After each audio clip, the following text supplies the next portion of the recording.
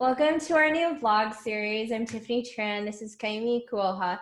And the purpose of this series is to show you how to channel the focus of a martial artist into your professional life without setting foot into a dojo. And we're doing this because martial arts theory actually intersects a lot more than you would think with business and personal development.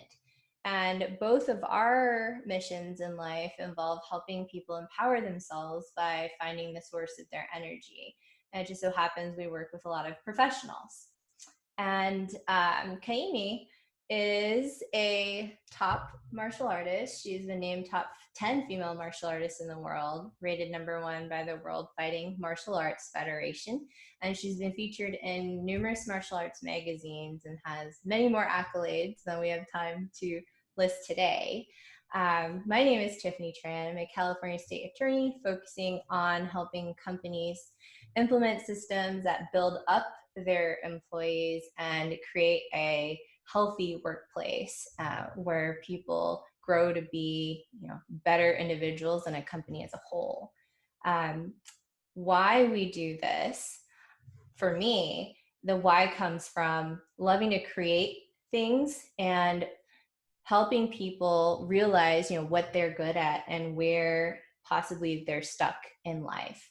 So, Kaimi, do you want to share, your why and sharing this information?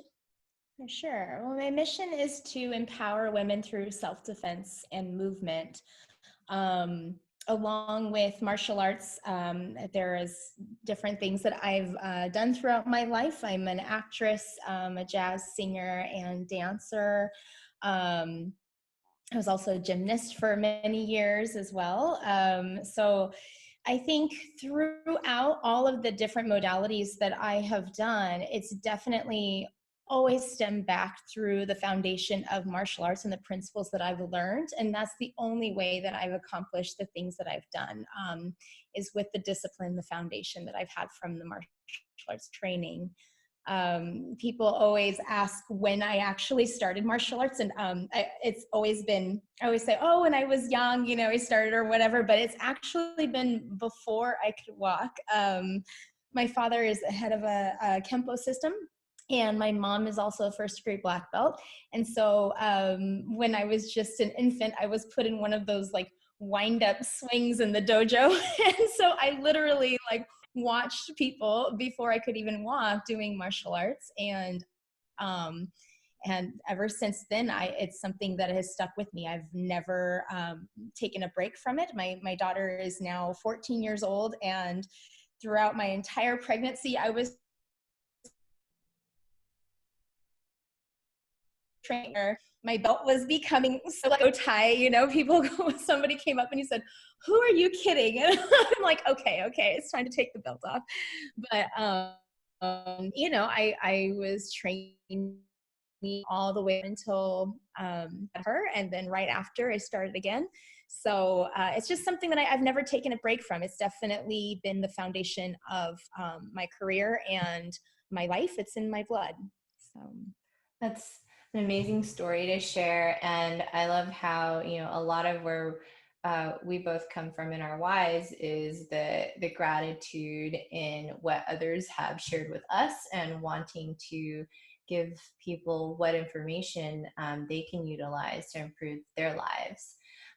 In the almost of a decade that I've been doing, legal work, I encountered a lot of extremely toxic environments, conducting those types of Me Too investigations, harassment and discrimination. And after a while, you just run into so many unhappy professionals that I realized I wanted to channel all of my time into working with the professional development side of it, rather than coming in when the damage was already done. And a lot of what Kami does with self-defense and working with women to help them empower themselves is trying to be proactive as well. So that's a lot of where our whys intersect. And part of martial arts, and what some people may not know, is that it's not about what makes you special or more physically powerful than someone else. It's how you take away the limitations that you or society has put on yourself. And so we'll talk about a lot of those limitations because they'll affect your physical and mental and emotional performance. So, Kami, do you want to share with us, how do you know when your energy is blocked as someone who has been thinking about energy her whole life? It's actually a tough one to have that self-awareness. I will say, I know when I have an energy block is when I am, I get angry, and that is my emotion, or I guess, my feeling that bubbles up inside of me, and I go, okay, this is when I need to take a step back. I need to breathe, and reevaluate. I think definitely as a female growing up in a male dominant sport, there has been so many different instances and stories where that oppression sits in. It is definitely, I'm only 5'1". And so first and foremost, people come in and they go, well, what are you going to teach me? And this is, I will say, this is with men, and I've had some women even come in and go, oh, what are you going to teach me? You're little, you're not going to do anything. And I'm like, oh my gosh, so you have to show them, It shows how much they have to learn, right? Right. And it's about emptying your cup. I always say that with something that you're learning is definitely about emptying your cup. But I remember there was one incident when I was really young, and I was teaching, and this guy came in, and same thing. And he was just throwing a fit. And he even came up to my dad and he said, your system is watered down. He says, because you're letting young girls teach men martial arts. And so my dad said, I was like horrified. I Wow. was only, okay, now I was only like 14 years old, I think 13, 14 years old. And he says, he told me this, and I knew what the guy had been saying because he was really upset, because I gave him a correction. That's what it started with, right? Yeah. So gave him a correction, and my dad came up to me and he goes, he says, he doesn't think you should teach him. And I said, okay, should somebody else step in and teach him? He says, no, I think you should go put your gloves on and spar him. And then you show him that he's going to be taught by you. And I would go, okay, like this. And I'm like, I don't want to do that. This is not me. It's not my natural reaction. It's like, I mean, yes, the anger comes in, but it's not my natural reaction to want to fight somebody, right? To prove myself. And at that point, he says, that's what you're going to do. And he told the other guy to gear up, and we had to fight. And I literally, I mean, split his lip on the side. I'm a kid, and this guy was maybe like 24, 25 years old, so he was like 10 or 11 years older than me. And I mean, oh my gosh, because I knew my dad's watching the whole time. I had to go full force, and it happened, whatever happened. And after that, the guy packed his bag up and he took off, and he never came back to class. But I feel like in that circumstance and throughout my life, I've always felt like, okay, I got to prove it, right? I got to prove myself. And I feel like I'm in a situation now where I have that self-awareness, and I go, this is a blockage from when I was younger, and I'm always having to prove myself. And that's not the case anymore. I feel like, when that anger starts to bubble up, I have to take that step back and go, where am I really giving my power? Am I giving it to myself? No, I'm giving it to these other people that say disrespectful things or whatever the case is, right? And that's not me. That's not what I need to do to grow and to become a better person. It's by establishing what I already know and moving on with with whatever I am doing, rather than giving that power to somebody else and being angry and giving them that time. So that's definitely where I know my blockage comes in. But I think it stemmed from a very young age and having to prove yourself, and definitely just coming up and fighting for it, literally.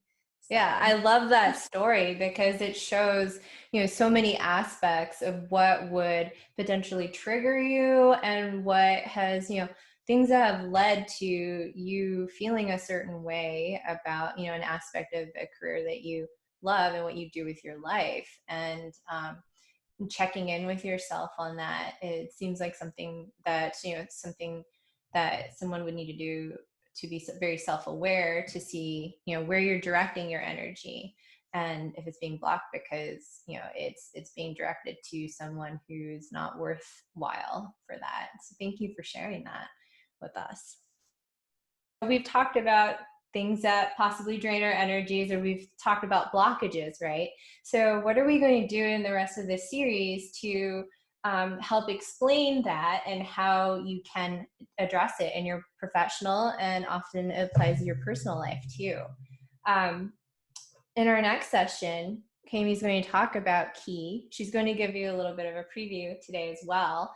But for those of you, what is the ki energy, and how do we understand that it's being blocked or drained? And we'll give you action steps each time.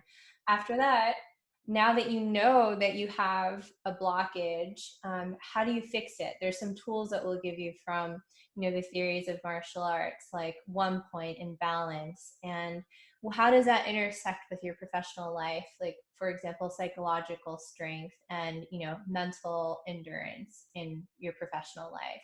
The next session after that would be physical power barriers, um, and how that is not necessarily a limiting factor, no matter how big or small or in shape or out of shape you are in certain respects. The next one would be external barriers, what we talked about, societal barriers and things earlier. And then the last one would be performance expectations, or your industry. And Kami shared with us a very impactful story of that earlier, where things have just been a certain way for a long time, and maybe it's getting to us in our particular industry.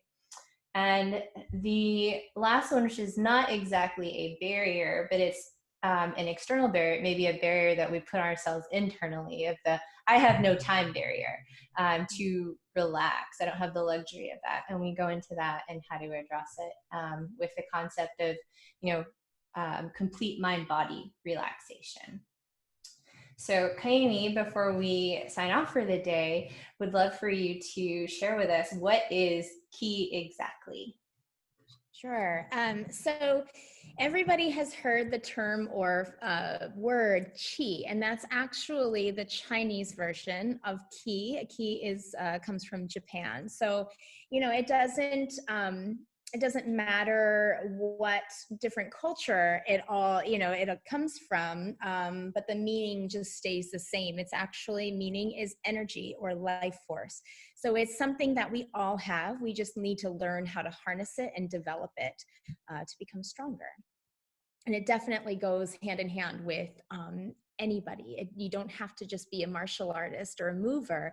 It can go into any business, any different lifestyle that people have.